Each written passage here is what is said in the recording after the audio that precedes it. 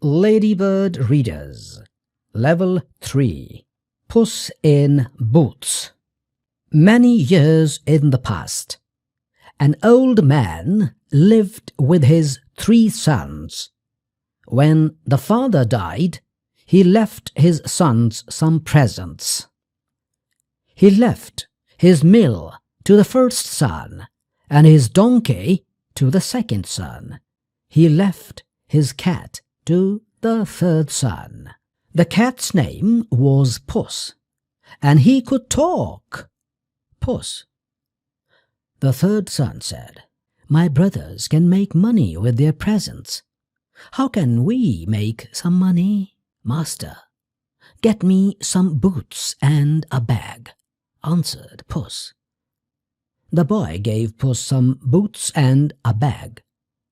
Puss wore the boots, and he caught a rabbit in his bag. Puss took the rabbit to the king. "Here is a present from my master," said Puss.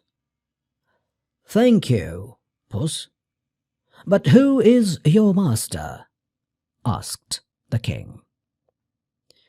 Puss had an idea. "He is the Lord of Carabas," he said. The next day, Puss went out with the bag, and he caught 2 partridges. Puss took the partridges to the king. "Here is a present. There are 2 partridges from my master, the Lord of Carabas," said Puss. "Thank you, Puss," said the king. "I love eating partridges." The next day, Puss and his master were near a river. Puss saw the king's carriage on the road. The king and the princess were in the carriage. Puss had an idea. "Master," he said, "you must jump into the river." Then Puss ran to the carriage.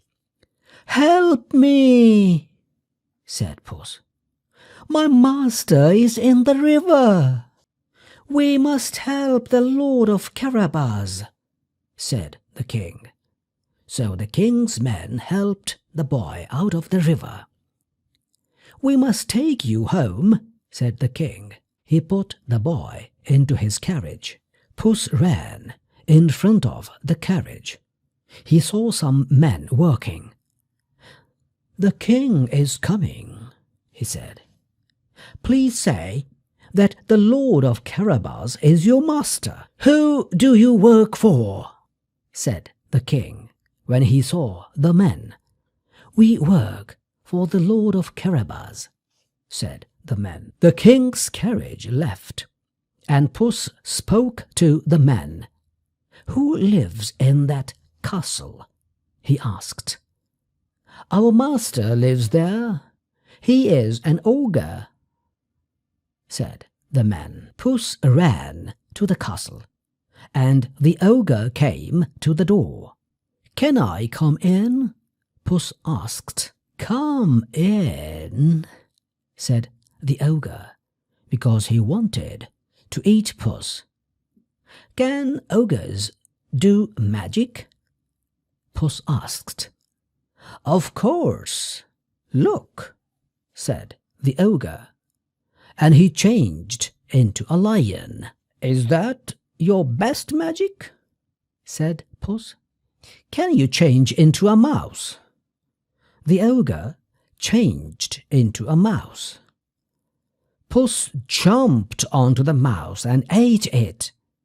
A minute later, Puss heard people at the door. When Puss opened the door, he saw the king, the princess, and his master. "This is my master's castle," said Puss. Soon the princess and the boy were married.